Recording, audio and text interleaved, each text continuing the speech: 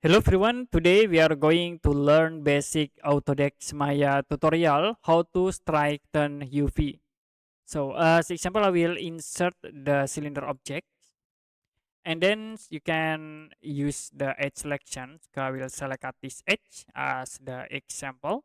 Now you can go to the UV editor. So we have the UV editor.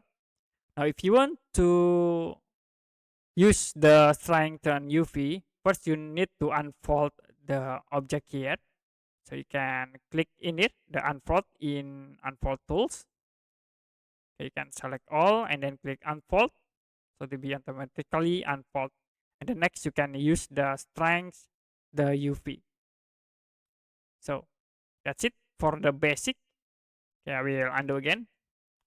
First you need to select the all edge in here. And then you can use the unfold tools to unfold. And the last you can use the strengthen UV tools.